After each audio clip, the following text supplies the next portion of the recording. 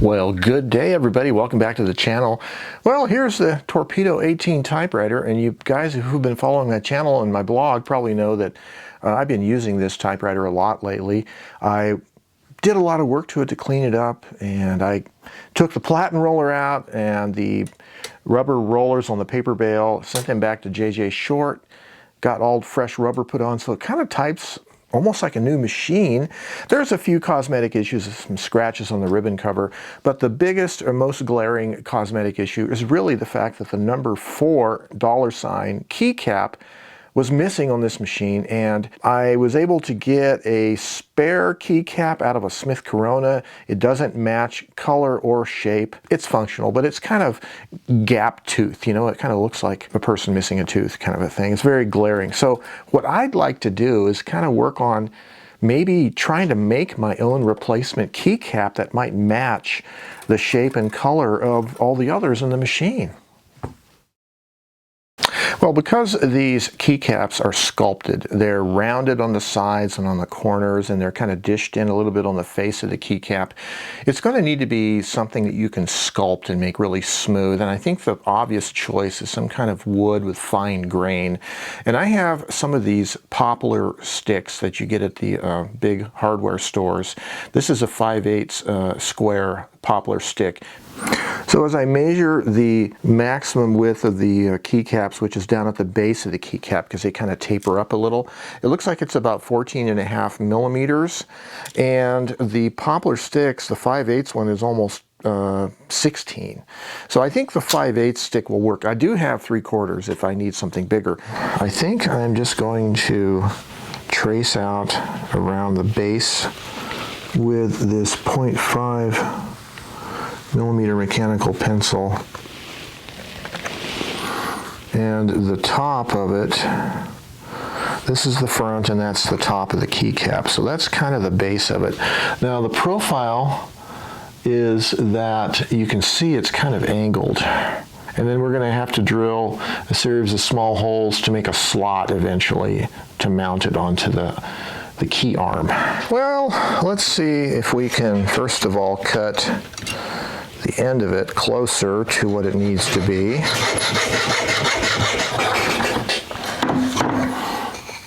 Okay, well, that can be sanded. Okay, now we will cut the other side of it. See, I'll give myself a little room so I can sand it off if I need be. Don't want it too close, like about like that.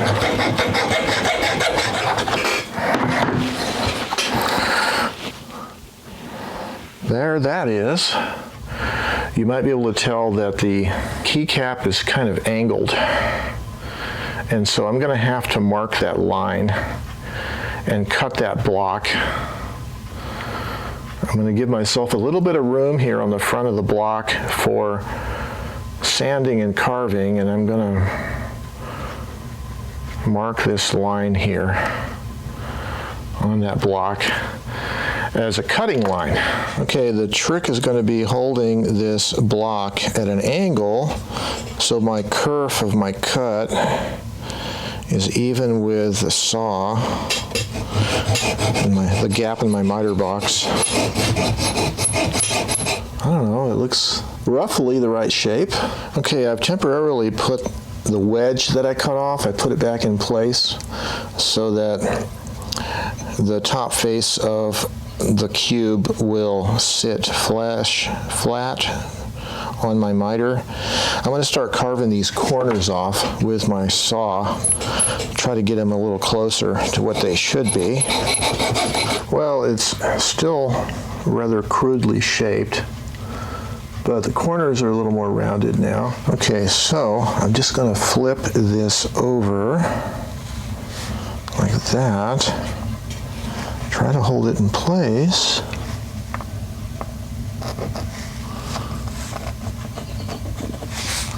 And trace it.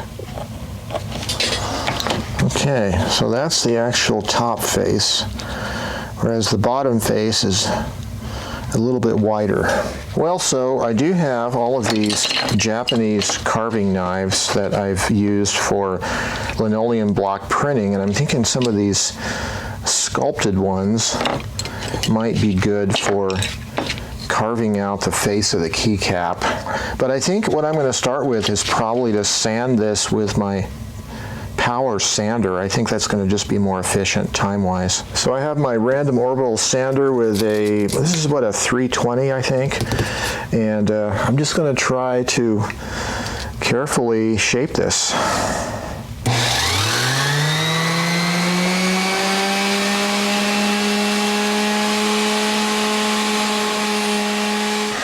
It's looking a little closer. Let's see here. So the top of it needs to be shaped and the corners better. And then the bottom of it. And the profile. Let's see here if I can hold these two. I mean, it's starting to look something like it. It's just, it needs all the sides smoothed up better.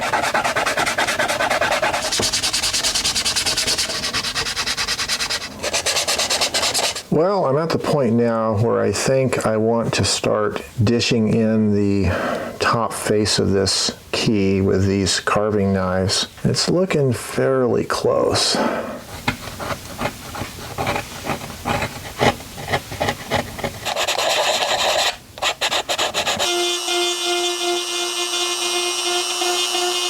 Let's see if you guys can see this.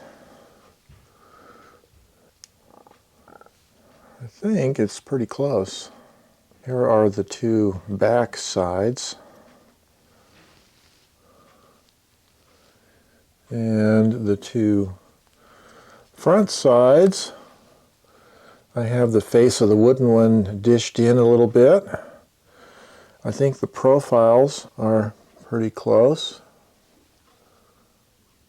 I just need to do a little bit more polishing, smoothing out the surface here on the top of the keycap, and then I can try drilling some holes in it to make a slot. I think it's about done. This surface is not perfectly smooth, but I don't want to grind down the walls, the edges that I've already made, so I think it's pretty close.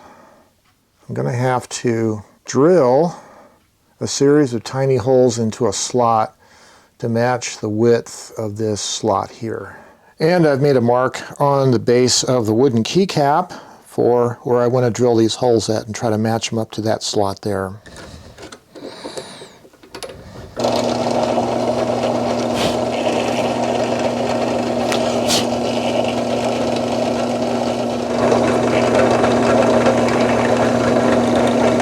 Well, it's not too bad. It's not shaped perfectly like it.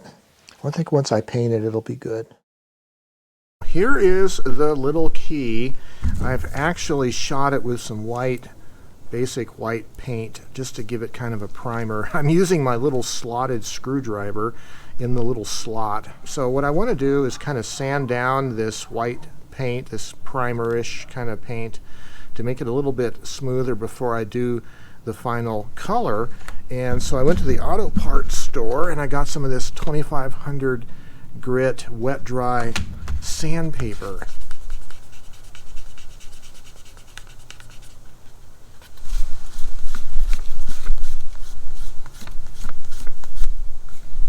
It's starting to look kind of smooth. Well, I got an update on the little typewriter key project for the Torpedo typewriter. I had shot this with several passes of the gray paint. It was looking perfect, except down near the bottom of the key, there was a little bit that I missed. And yesterday morning, I had my can of paint warmed up to room temperature, but I had to go out into the front porch in the morning. I had to shoot it outside, and it was below freezing out here, like it is right now. And as soon as I shot it, the paint hit the key and it totally crystallized on the key. So it ruined the whole paint job. And so yesterday I spent some time sanding the old paint off down to, not perfect, but down to pretty much the primer and smoothing it out and everything. And so today I'm over at Ethan Moses, a Camerdactyl camera workshop here in Albuquerque, and I figured while I had a chance I would maybe respray the key. I brought my spray paint with me. It's roughly 10:45 in the morning. He's just now heating up the shop. So when it gets nice and warm, I'm going to try repainting this inside the warmth of the shop. But out here it's pretty cold this morning. It's below freezing. It's a nice winter day in Albuquerque. It's sunny, but it's cold.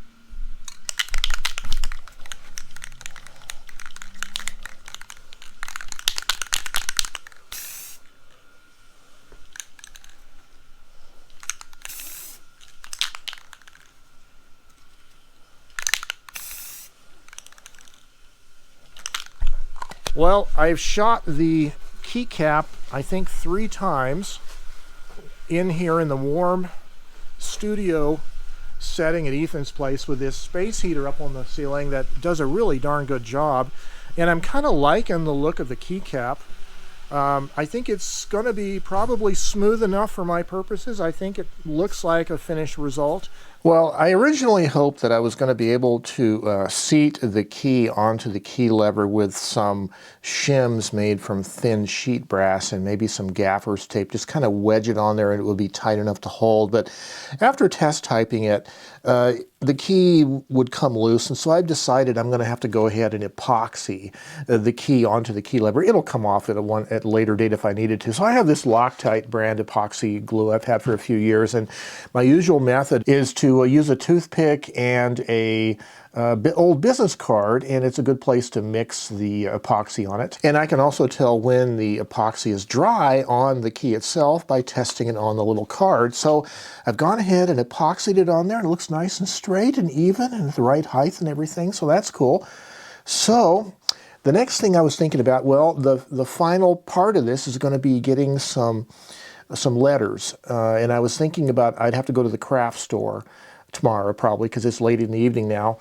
I have to go to the craft store and look for some rub-on letters of the right approximate size and type style or whatever. So, but then I remembered I have a label maker and I think I have a clear cartridge. And with this particular little label maker and the clear cartridge, I was able to print the number 4. So just test fitting it or comparing it to the neighboring 3 key, it looks just about the right size. Well, let's see here.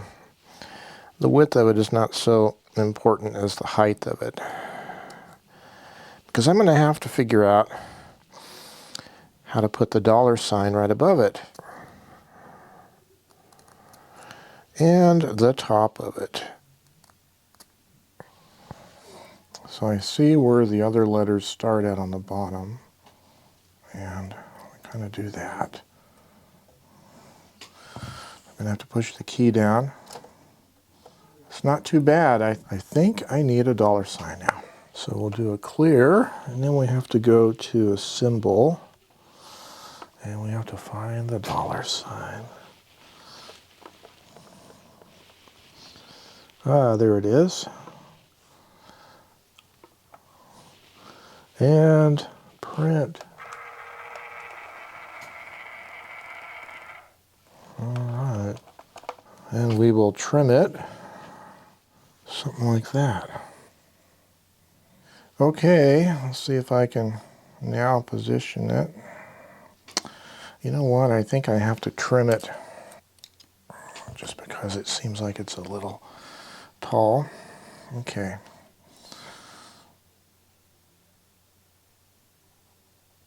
It's a little bit bigger in size than the other characters on the other keys, but let's see if I can get me a cotton swab here and try to rub these down. I do have a little bit of the corner of this one on the left here overhanging. Maybe I can get it rubbed down. Well, this was a fun project, and it came out pretty good, actually. I was Pleased with the shape of the key. The color isn't exact, but it's hard to notice the difference. And you know, my last minute decision to use this label maker instead of going out to find rub-on lettering turned out to be pretty good. The size of the characters is fine, actually. It looks really good. And yeah, I'm pleased with it. And it's epoxied on. It ought to stay on there tight enough for me to use. So, wow, this is kind of like one of the last steps in the restoration of this Torpedo 18 to good working condition. New platen roller rubber, new rubber on the paper bale rollers, new key top. Yeah, there's still a scratch here on the ribbon cover. I'm almost thinking I'm just going to let it be there as a reminder that this is not a new machine. This had a previous life, a previous history that we don't really know about. And that's true with all the typewriters that we have, right? Very few of us will know the complete story of the typewriters that we have in our collection if they haven't been in our family for our whole lives, right? So, well, this is cool. I've really enjoyed the Torpedo 18 typewriter. I consider the Torpedo 18 to be a lot like an Olympia SM series typewriter, one of the later SMs with full tabs and segment shift. It's a really nice machine. I love the feel of it. And with this ribbon I have, it makes a nice dark imprint. It works pretty darn good. So I'm going to be continuing to use this typewriter. Of course, this particular machine did not come with a case. And that's maybe, who knows, a future project. We don't know. But until then, this is Joe Van Cleve. Yes, I think you too could make your own keycap if you wanted to. Something as simple as carving it out of wood like I did, or you could get a little bit fancier and you could do a silicone rubber negative mold and then fill it with epoxy resin. Right? Something fancier than just this, but this came out pretty darn good. I'm pretty happy with it. Okay, guys, stay creative. Have yourselves a great day. Bye-bye for now.